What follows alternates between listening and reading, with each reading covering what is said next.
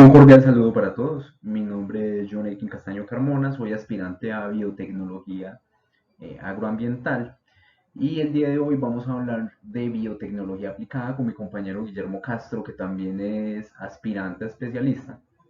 Y la idea es hacer un repaso por todo lo que ha sido la biotecnología aplicada al medio ambiente. Entonces, ¿cómo aporta la biotecnología al desarrollo sustentable? Este punto debe ser analizado en función del impacto causado y se mide por tres variables. Está la económica, la social y la ambiental. En la económica encontramos que es la disminución de costos y un valor agregado al producto final. En la social, que es la conservación y creación de empleos. En la ambiental, que es la prevención, remediación y monitoreo de la contaminación. Estos tres factores son estrechamente relacionados a el impacto sostenible que se tienen con los medios productivos actuales, que es a mayor escala, una mayor escala de producción, pero que tengan un cuidado medioambiental o que tengan un cuidado ambiental, generando una producción verde, pues en este caso sería para los sistemas agrícolas. El ejemplo de ello pues, es como la creación de cultivos resistentes a las sequías que podrían ayudar a la proliferación de nuevas tierras y por lo tanto aumentar la productividad. Con la biotecnología, una de las tecnologías que se va a venir utilizando es la modificación de semillas para que las plantas sean menos exigentes en cuanto a agua y más resistentes a insectos.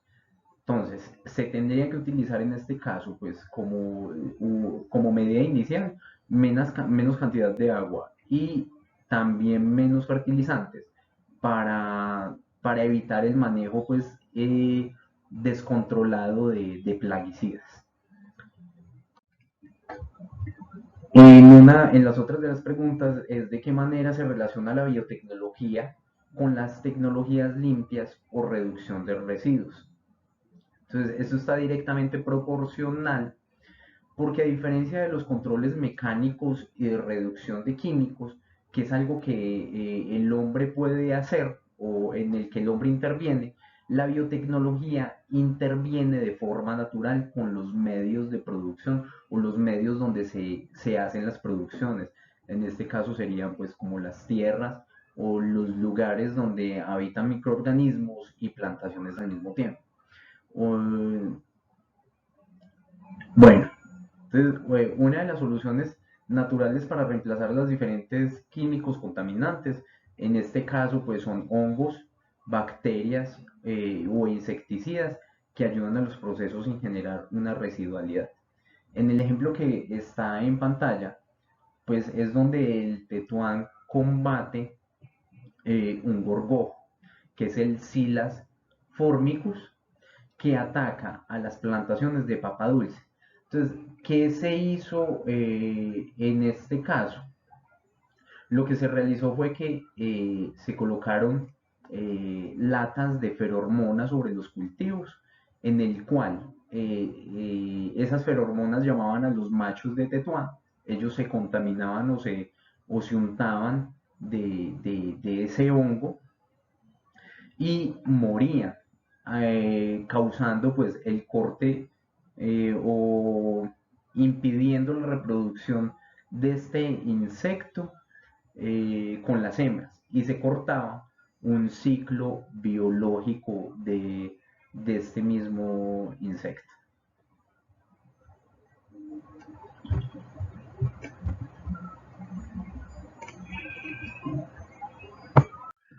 En otra, ¿en qué consiste la bioremediación y cuál es su importancia?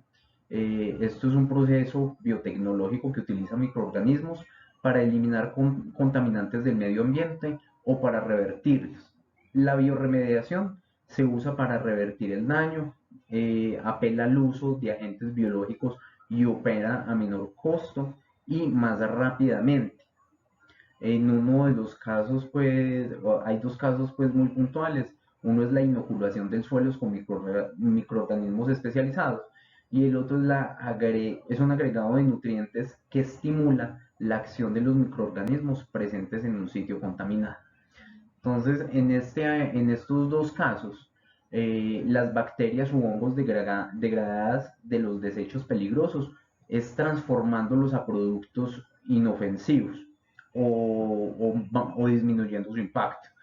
Una vez consumido, pues este material tóxico sería utilizado como alimento en muchos casos.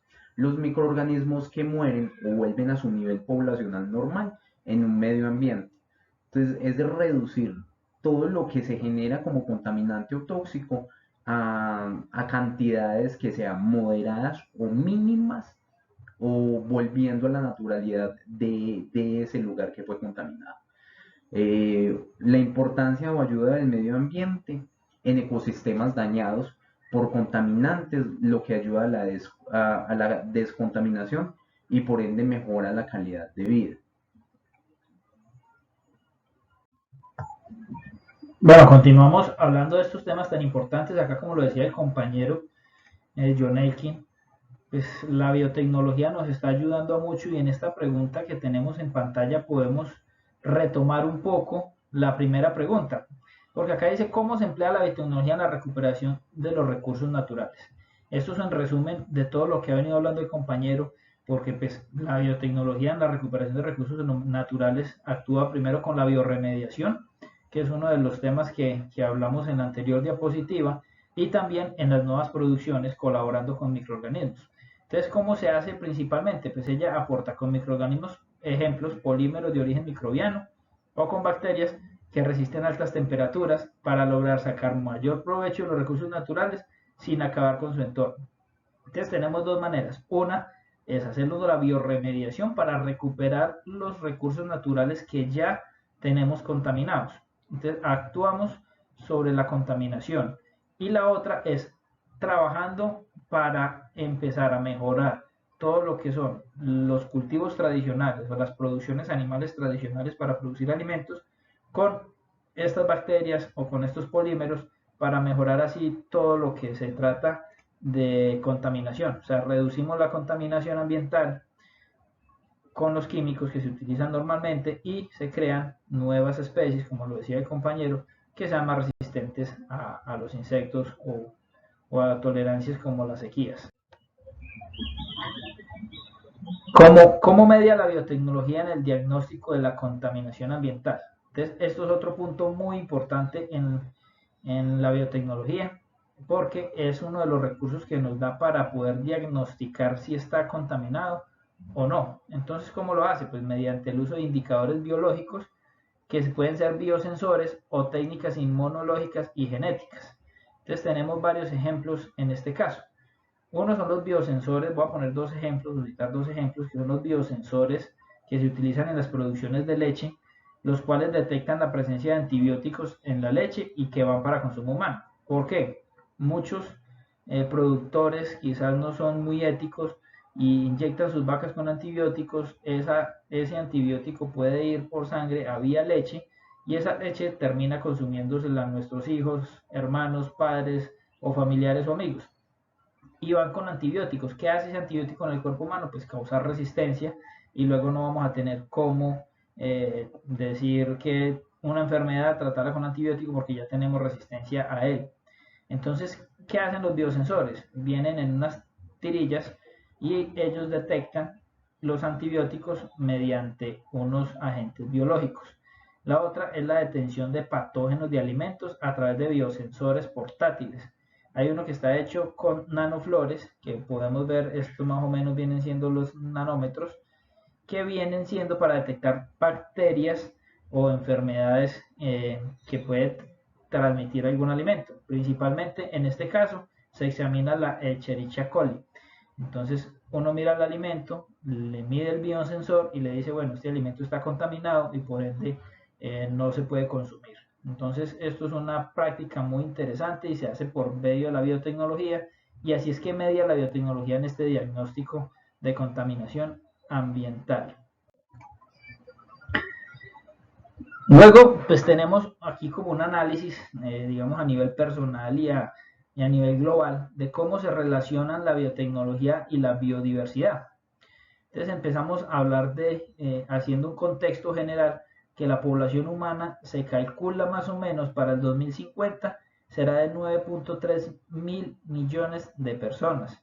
Y en los últimos 30 años la producción de alimentos aumentó más del 35%.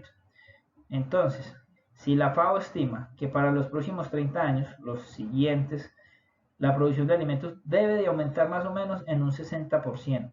¿Por qué? Porque pues, frente a estos números nos tenemos que preguntar, ¿la producción de alimentos sí será suficiente para las necesidades de toda la población? Entonces hay dos grandes desafíos. Uno es aumentar la productividad de los sistemas agrícolas y la otra es poder reducir esa contaminación para poder utilizar nuestros suelos y así producir los alimentos que necesitamos. Entonces, con la biotecnología facilitamos varias cosas. Uno, árboles más productivos y de crecimiento rápido. ¿Por qué? Porque podemos empezar a hacer la transgénesis y modificando genes, como se hace el genoma o la secuenciación del genoma del pino o el eucalipto, que se hace con marcadores moleculares y permite seleccionar los alelos o genes. ¿Para qué? Para controlar la variación genética y así este árbol pueda reducir la lignina, que digamos es la parte más maderable, y entonces ya no necesitamos tantos tratamientos para poder hacer un cultivo. Así podemos hacer en cualquier otro, digamos, alimento. Pero ahorita, ¿qué tenemos con la biotecnología? O sea, ¿por qué se relaciona la biotecnología con la biodiversidad? Porque entre más necesitamos producir alimentos, más biodiversidad de productos necesitamos, más modificaciones genéticas a los alimentos actuales necesitamos. Entonces hay una, digamos, necesitamos tener árboles que crezcan en suelos áridos o con suelos con acidez. ¿Debido a qué? A la contaminación que ya se ha presentado hasta el momento, pues necesitamos utilizar los mismos suelos. Una es bioremediar esos suelos para volver a cultivar, o la otra es modificar los árboles o las plantas que crecen en ellos para que sean menos exigentes. En el momento existen más de 1.400 bancos de genes y de germoplasma con más de 6 millones de muestras.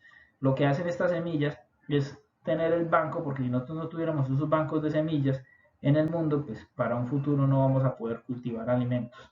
También tenemos que ver la parte de la producción pecuaria, la parte de animales, que digamos aquí con el compañero es en la que más nos desempeñamos. Necesitamos producir con biotecnología alimentos que lleven a la mejor digestibilidad, sean los pastos para las vacas, o sea, los alimentos concentrados en cerdos y pollos, para poder hacerlos más eficientes y poder ganar alimento a mayor tiempo, que es lo que ha venido haciendo con la historia del pollo.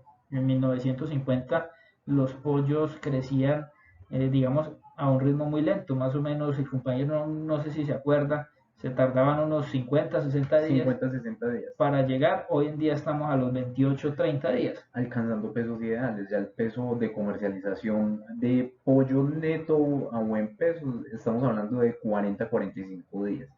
O sea que se alcanzó a reducir 15 días solo con aumentar la eficiencia alimenticia de los pollos a partir de biotecnología. Son biotecnologías aplicadas para que hace más digeribles los alimentos en los animales y genera una mayor absorción en el intestino. Entonces, por eso la biotecnología digamos, se relaciona con la biodiversidad. Hablando del caso del pollo, mucha gente cree, no, el pollo ahorita se desarrolla más rápido porque le aplican hormonas. Eso es un mito, algo que no existe, simplemente se ha hecho con biotecnología, con mejoramiento genético del animal y con la mejor asimilación de alimentos o una mejor digestibilidad de los mismos. Digamos que acá dejamos las referencias que utilizamos. Les damos muchas gracias por escucharnos y tocar este tema tan importante como es la biotecnología, ayudando al medio ambiente. Muchísimas gracias y hasta luego a todos.